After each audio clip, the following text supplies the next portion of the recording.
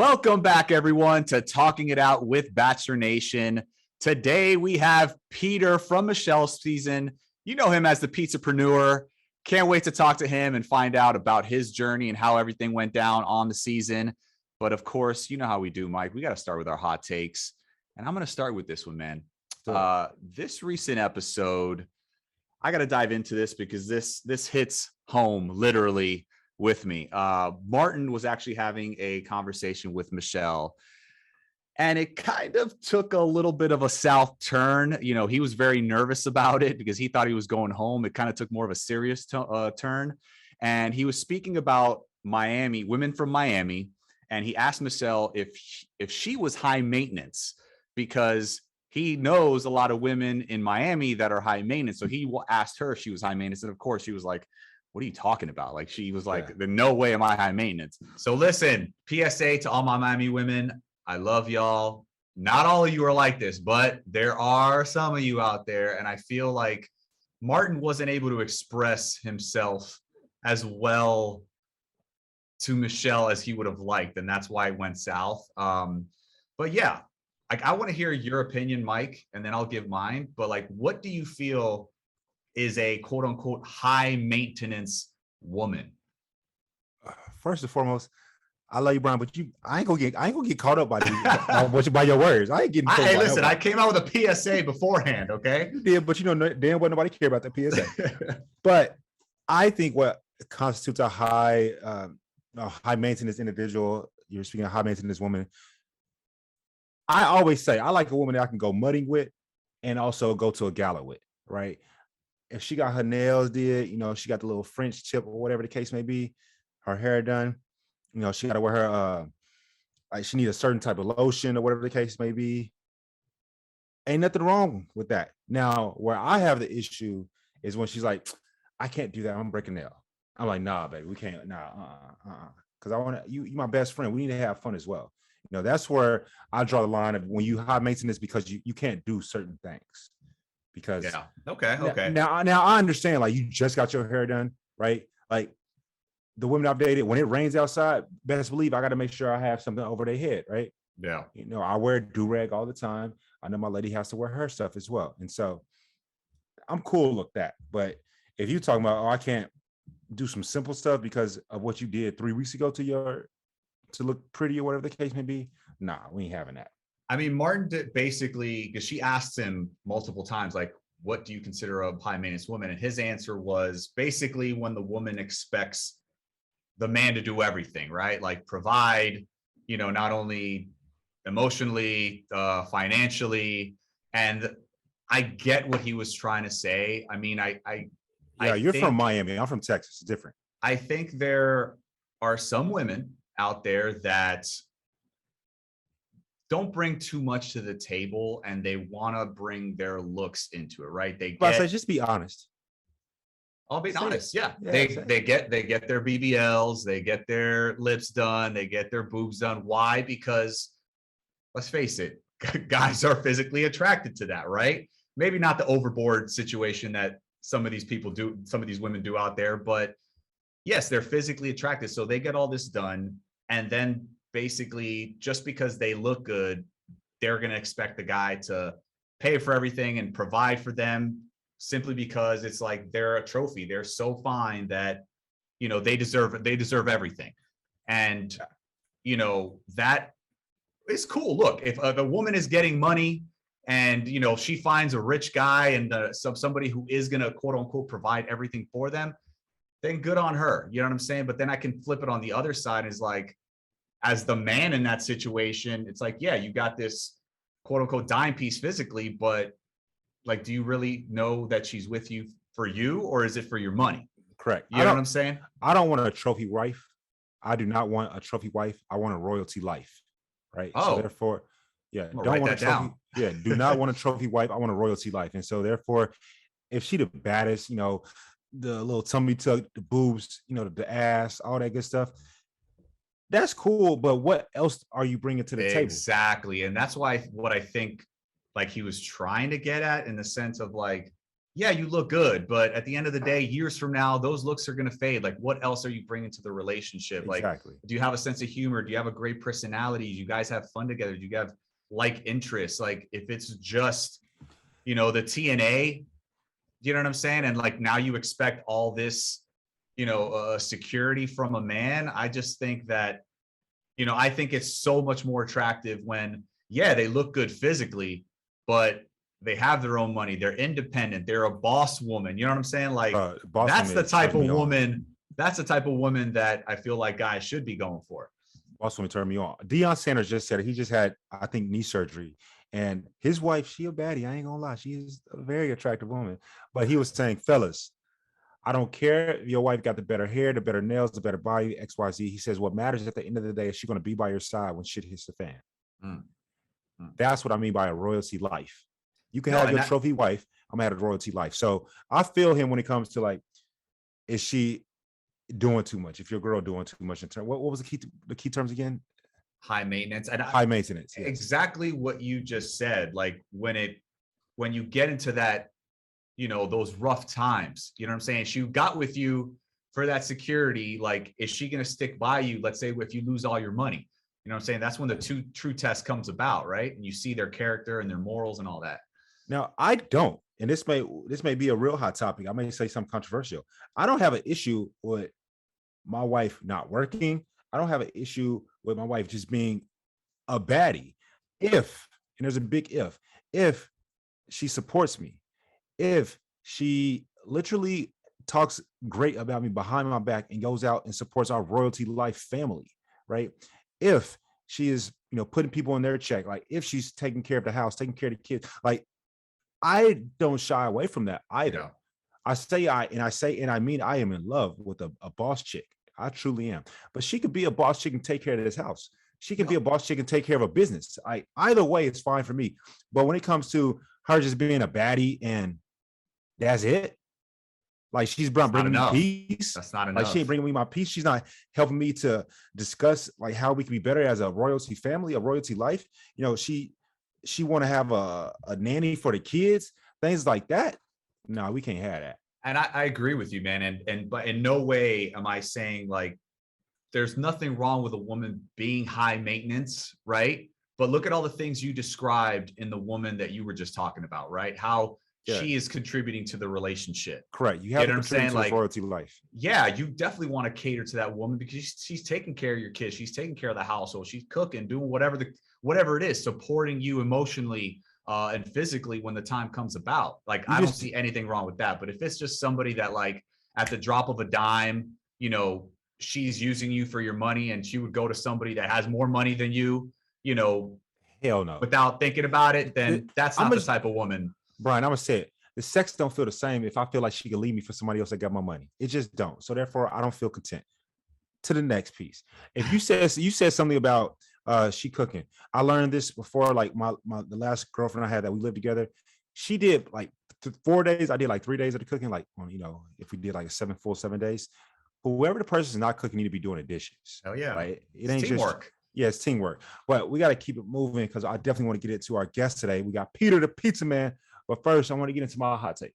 Have you ever dealt with an asshole? An asshole, if you don't know, is someone who they will ask you for advice left and right, ask you all kinds of questions, but they're an asshole, bro, because they don't ever take the advice.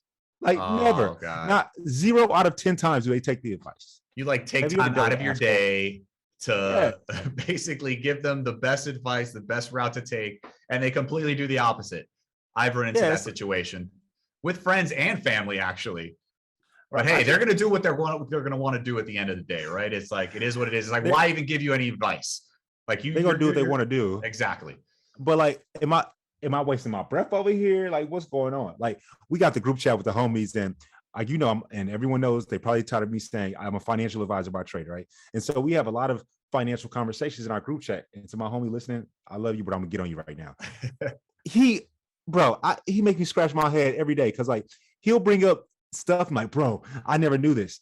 Today, when 6 years ago, 4 years ago, 5 years ago, 3 years ago, 2 years ago, 1 year ago, I'll be like, bro, why did you not do this? He's such an asshole. Like, oh, the guy, I love him to death. Man, assholes get on my nerves. Hey man, listen, all you could do, I mean, just be there for them as a good friend. And it's like at the end of the day, if they take your advice, you're going to be a better person for it. But if you choose not to listen to me, that's on you, man. That's on you. Period.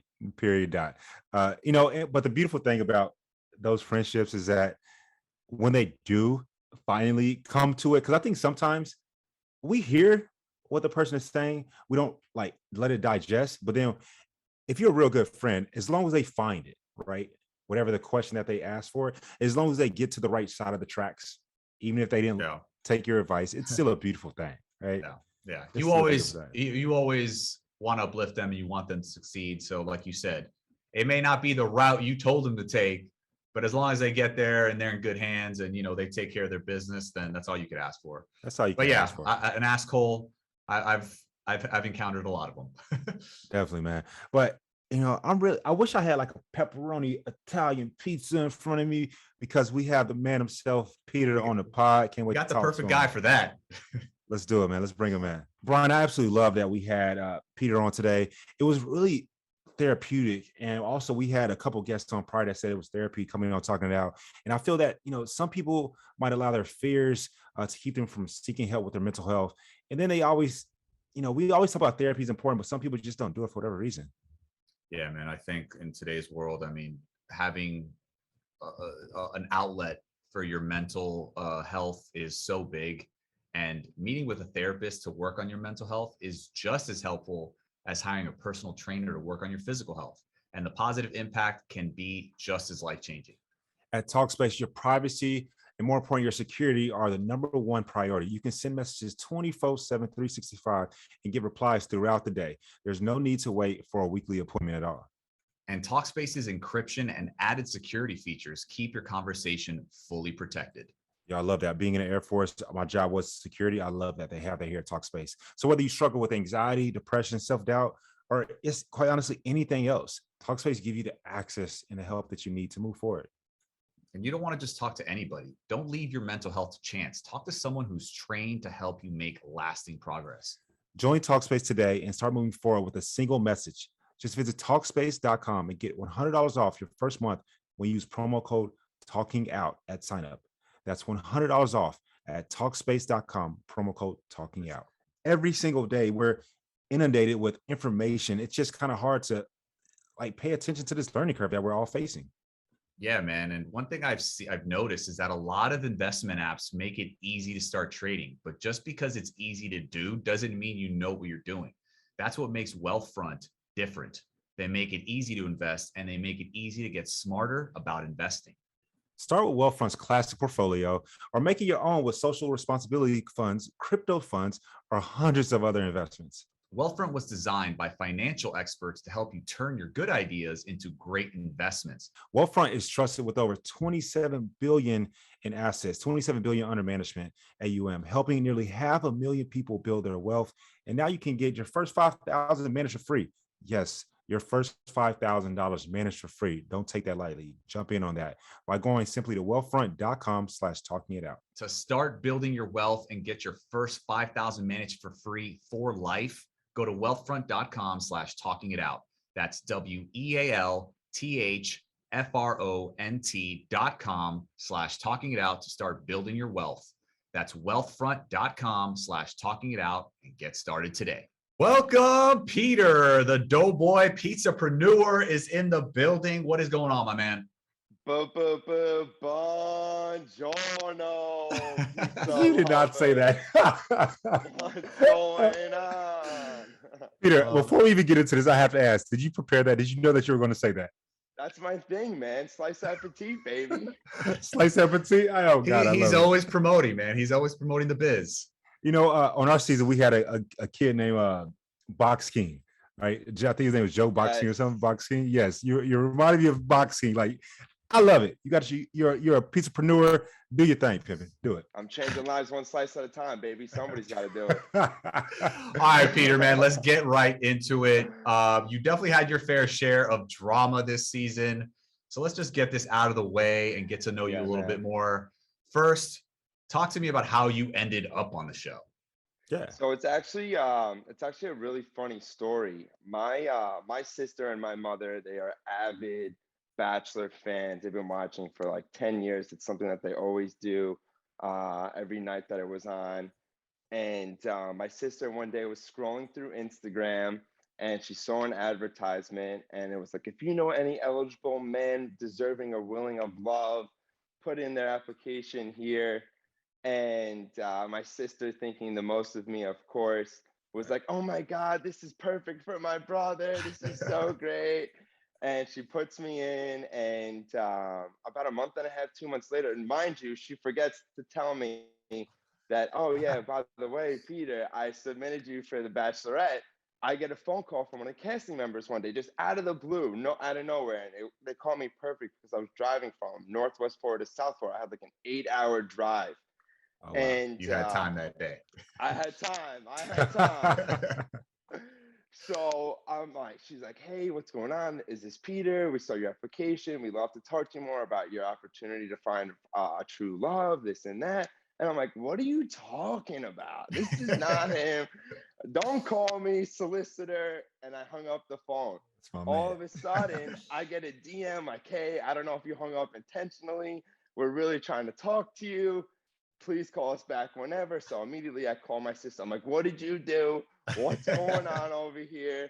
This and that. And she's like, call him back right now. Call him back right now. So that's what I did. I called her back and I was like, hey, I'm so sorry. Poor service. Didn't mean to hang up. Poor service. Yeah, you know, I'm in My bad. my bad. And I was like, yeah, you know, I'm interested. I'd love to find out more, see if this is something for me, yada, yada. And one thing just turned into the next, and the evolution of it all kind of just came right into play, to be honest with you. It was actually the most perfect timing that it could have ever been because um, in my family, I felt like I was the most secure, the most in the best position I've ever been.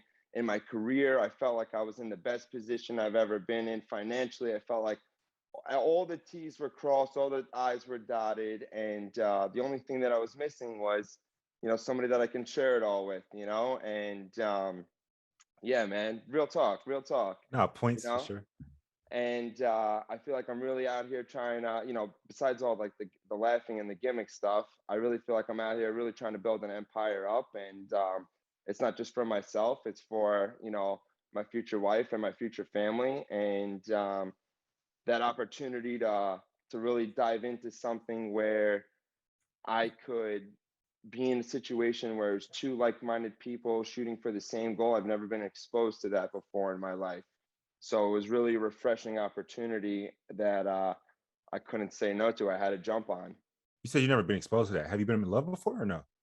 I feel like I've experienced what love could be at certain points, but never really, you know, a true love. I feel like there's definitely a couple of relationships that I have that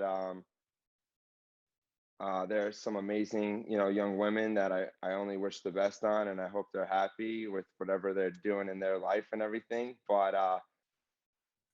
you know, if it was the right one, I would still be with them, right? I like how you thought about that because you're like, look, I only none of y'all come to my pizza spot, and that's my spot I out. don't need no reason. I don't need no reason, bro.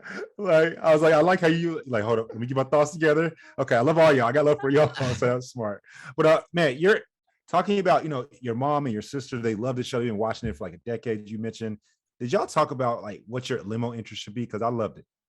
So that was something that just like happened last second. To be honest with you, I really wanted to come out really cheesy, no pun intended, and show up on like a little Vespa or something because I was like, listen, there's no way they're getting another Italian like me on the show or anything like that. Let's full send. I'm gonna come on a little Vespa, honking the little horn, you know, with the little bell.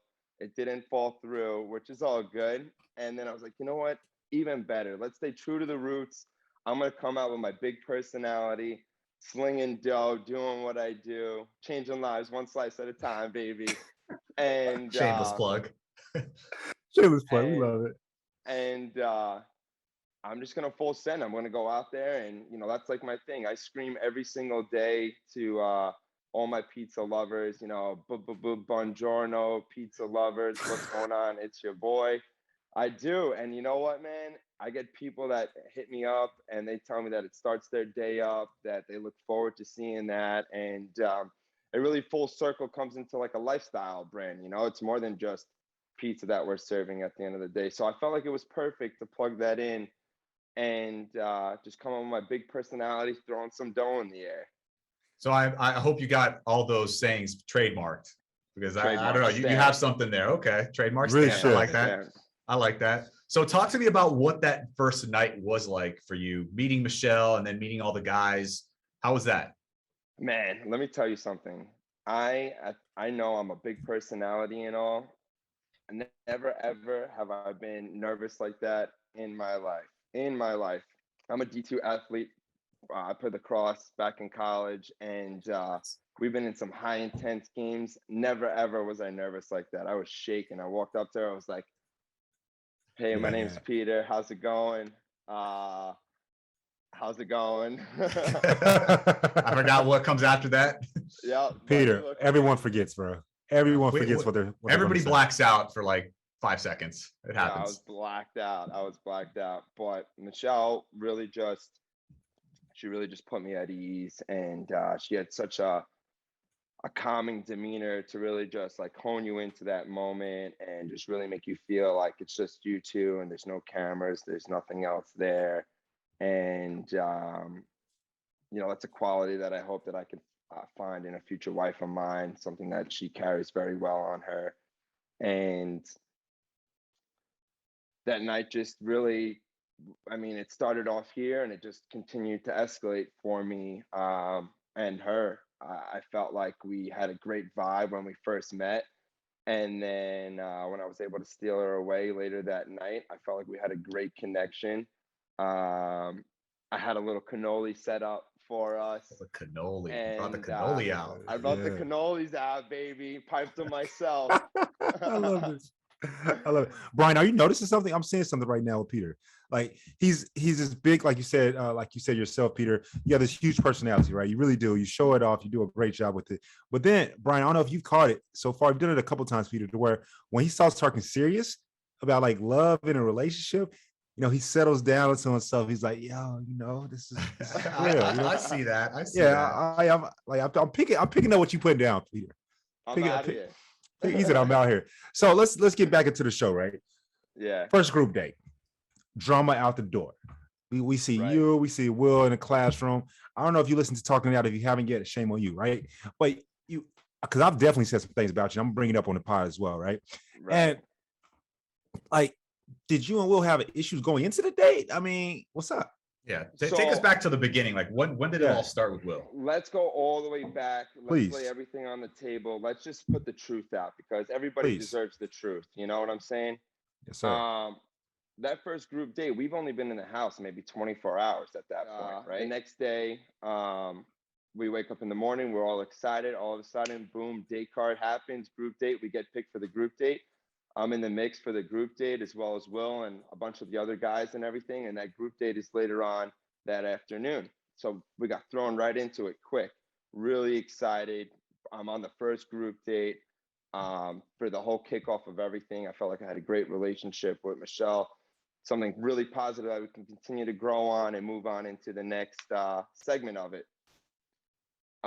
Leading up into that first group date, honest to God, my hand on the Bible, I had barely spoken to Will maybe 2-3 words. I had nothing pre-leading that. There was no bad blood between the two of us. To be honest, just another dude in the house. Just another dude in the house, and I was still trying to remember everybody's name. You know, just he was like another dude in the mix because we just got there. We just got there. You know, that's true. I'm trying to remember everybody's name. We're all getting to know each other. You know, I'm trying to keep it light because I know I have a bold personality.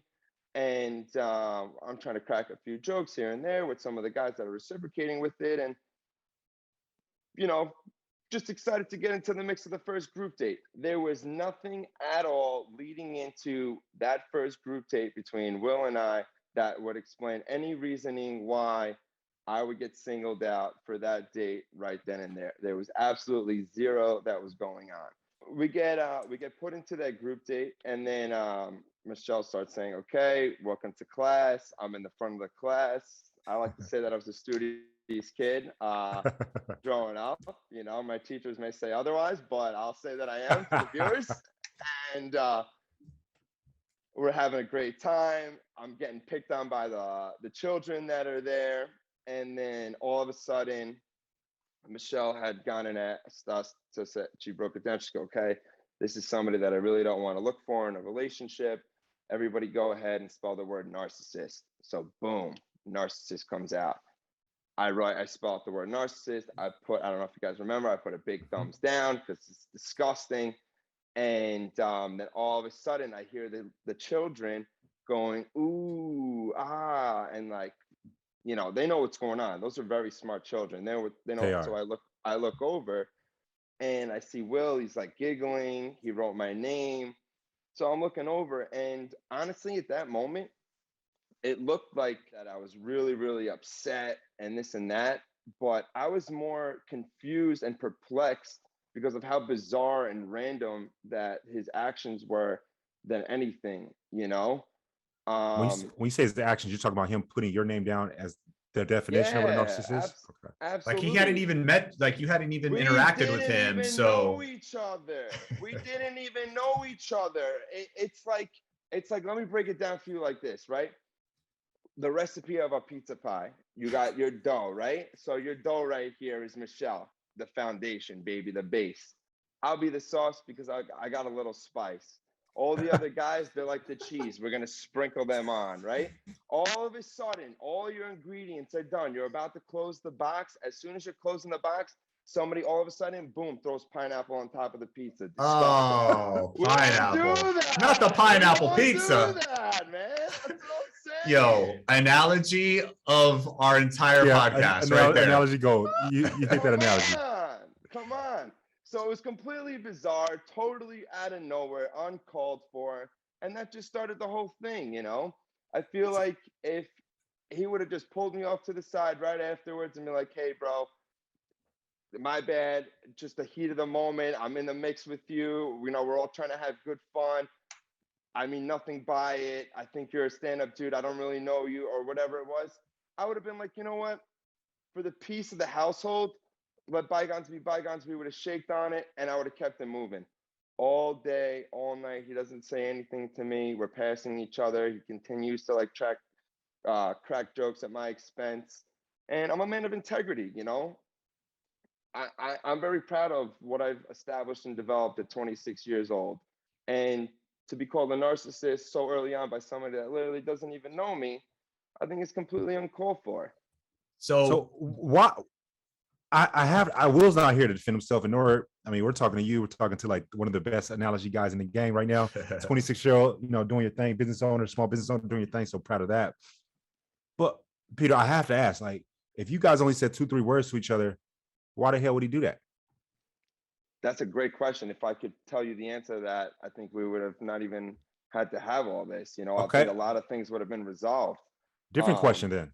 Why didn't you come to him, you know, a man of integrity, come directly to him and confront him head on yourself? So I actually wanted to earlier than I had in the group date. When I had the opportunity to go and address him, I took the opportunity to go and address him on the side of the pool.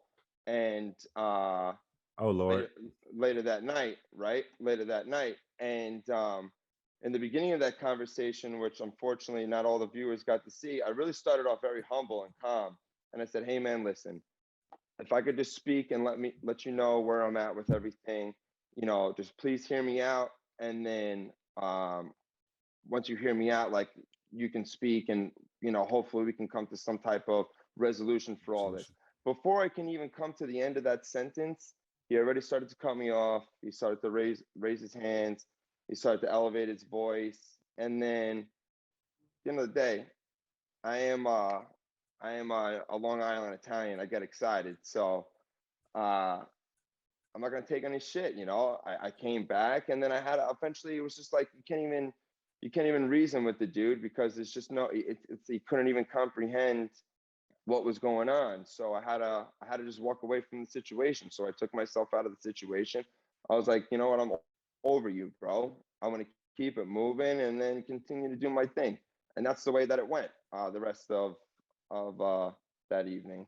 So There's to set the something missing. record, Though. There's something missing. I'm sorry, Brian. What were you saying? no, I guess I was just going to ask, like, to set the record straight, because, for example, we saw a situation with Nate and Chris S. where Nate spoke certain words and Chris S. interpreted that as he had things in the bag. So was there anything that you may have said in interaction with the guys that would have led Will to think you were a narcissist? You know what I'm saying? Maybe not direct interaction with him. You get what I'm saying? But like maybe, you know, you're just shooting the shit with your boys, right? You know, and maybe you say certain things and then he's like, yo, this guy's kind of cocky. He's into himself. I don't know. Like, could that have happened? You know, it's hilarious because I wish that there was more time that we were on the show, that there could have been more for that to establish, because that would justify his reasoning to call me a narcissist, you know, that easily. We were in the house together for not even 24 hours. Yeah. So it was just so bizarre and out of the blue. There was no justification for it. And then the continuing for him to antagonize me throughout the duration of the show, you know, I was really responding to his antagonizing me consistently every single time. And, you know, that I responded when the bell was rung, and that's the way that it went down. That's the way it went down. And so, Peter, I got to be honest, you know, I like yourself, and I appreciate this about you. I feel like you're one person of integrity and one person that's not is going to shy away from a hard conversation to have with an individual. I've talked about you on the show, and I was like, why the hell did Peter, and I'm going to say with the same energy I said when you weren't here, I'm going to say it right now, so I want your thoughts on this. I was like, why the hell did Peter throw Will's jacket in the pool? That was a dumbass move. And so I'm here. We got the man of the hour. Bro, he won the Top Gun award. Like, you made my man's cry. Like, why you throw his jacket in the pool like that, homie? Yeah, so, you know, there was a lot more that was leading up to that unfortunately not everybody got to see. You know, that's why we got to talk it out, baby. That's right. And smaller group conversations and whatnot. You know, any chance that Will had to continue to antagonize me and come at my livelihood, call me a pizza boy, and come at my family and this and that. You know, on your family. Wow. Yeah, man. Yeah, we don't do that. That's a no. Thinking, all right. You know, and I'm very protective of my mother. My mother's an angel without wings. She's God sent. She is. Amen. She is my world. Okay. Yes. My little sister's the same way. You know, that's who I have in my life. My sister, my mother, my brothers. Those are who I have in my life.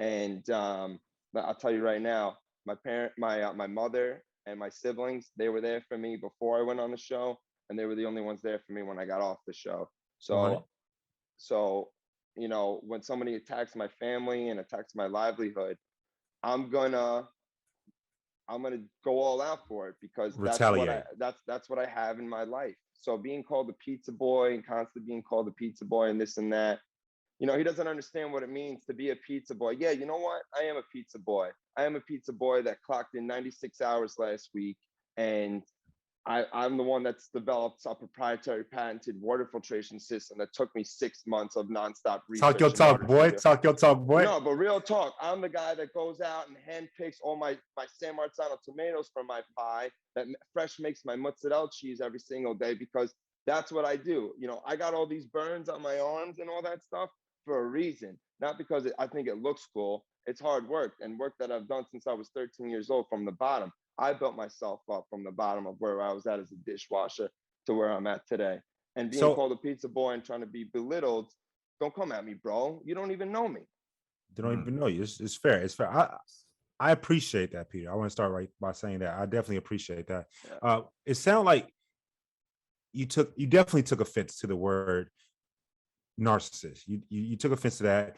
He was belittling you, is what I'm hearing as well. You know, talking about your family, which I definitely would do the same thing. Cool. Definition bully, bro. Definition bully. Just well, not I mean, who's the bully? You made him cry. What's something you're thankful for this holiday season?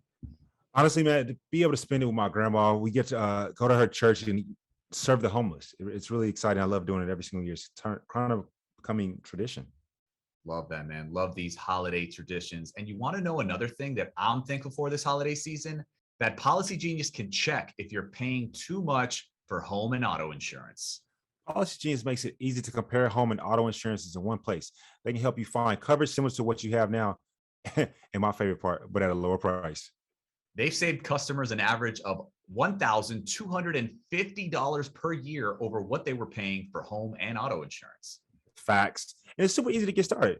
First, just simply head to policygenius.com/talkingout and answer a few quick questions about yourself and your property, of course.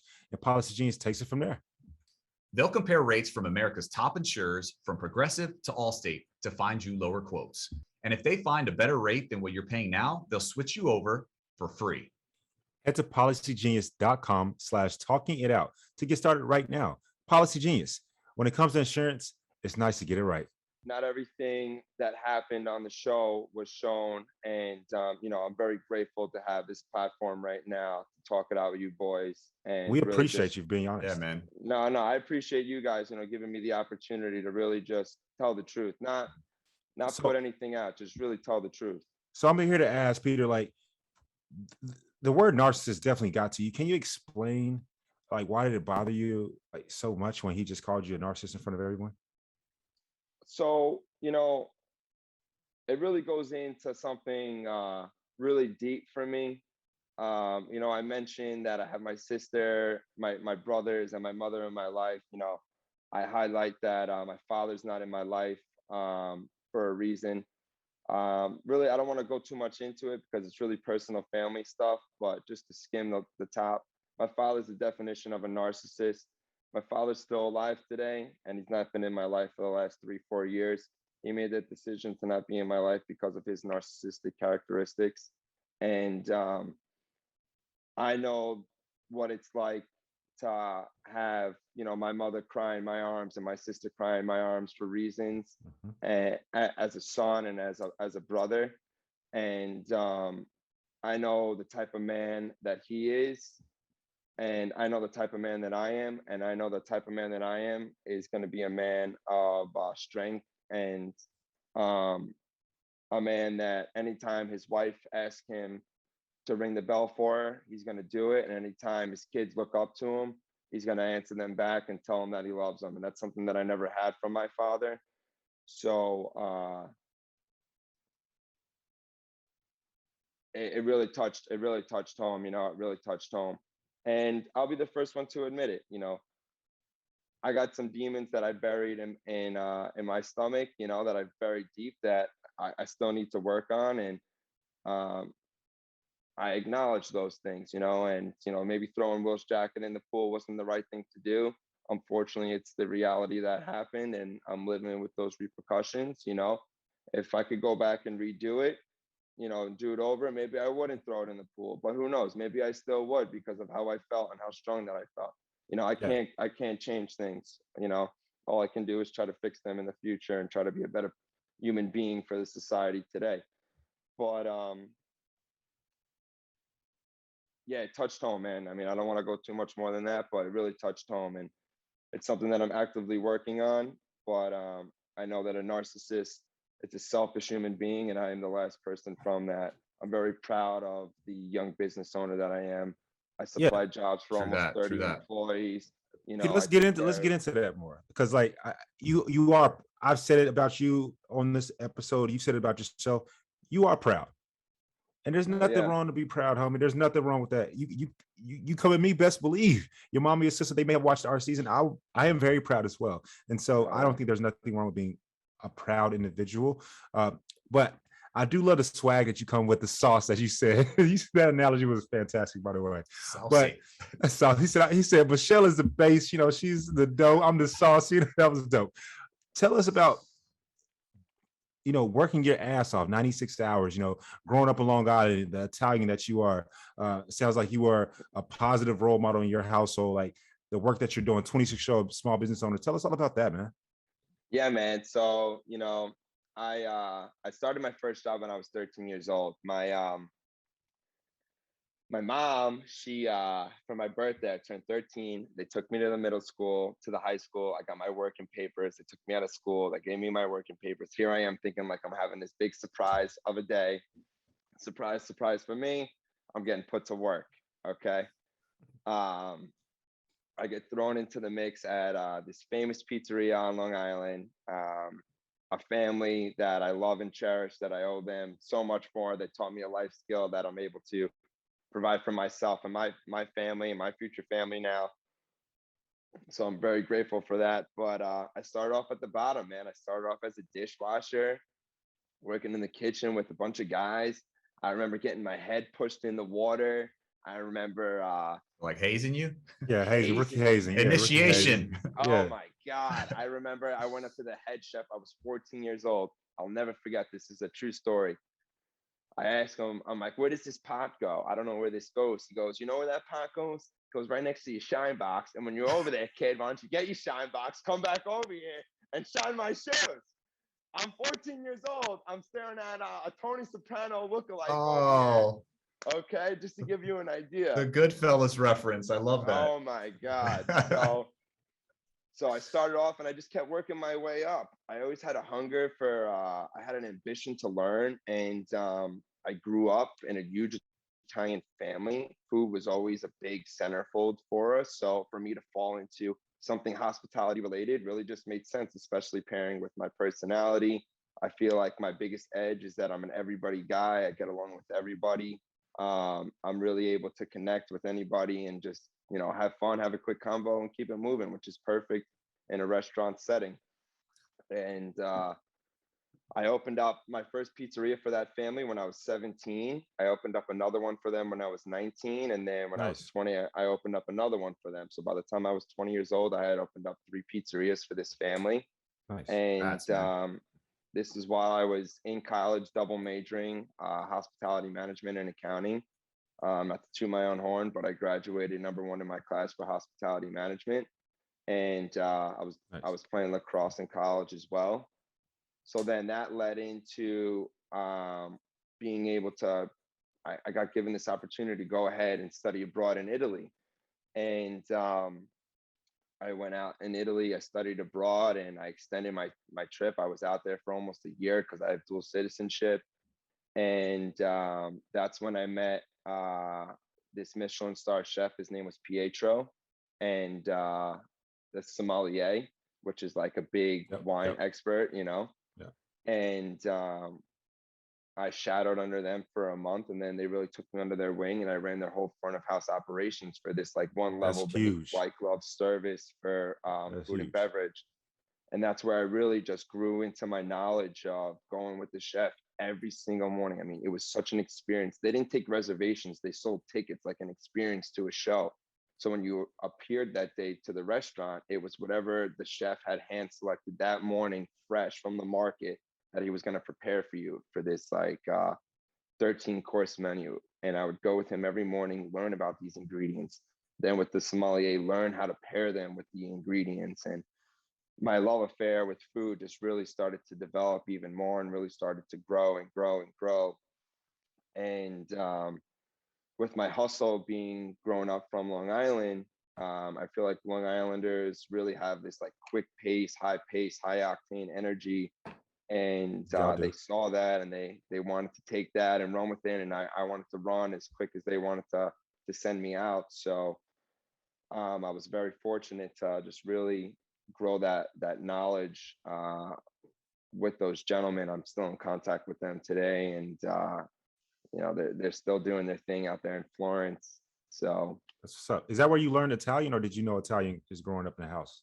So my dad's actually from Italy. So I was always around Italian speaking, you know, people and everything, but it wasn't really until I moved to Florence where I mastered my Italian. Okay. So I saw on a date, on a Top Gun day, you busted out the Italian. I did. Unfortunately, Will came behind you and talked a little Spanish, and you claimed that he basically said the same thing you did in Spanish. How did you feel about that?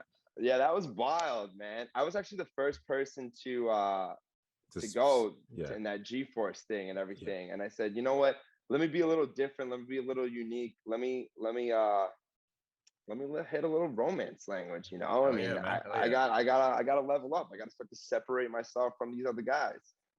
And I go in there. I whisper some sweet whispers in Italian, and then all of a sudden, like 5-6 guys later, this guy, because I actually speak Spanish because of the restaurants and everything. I was around so many. So you knew exactly what he said. Yeah. So I knew exactly what he said. I speak Spanish just as well as I speak Italian. And Nice. Dude, that's dope, by the way. I never took a class either, just from being in the mix in the restaurants and stuff. So I knew exactly what he was saying, and he was almost verbatim of what I said, which was wild. So Peter, you know, we know that you live in Florida now, but I think Bryan was asking, like, what advice do you have for other entrepreneurs, or shall I say pizzapreneurs, you know, anyone looking to start their own business, man?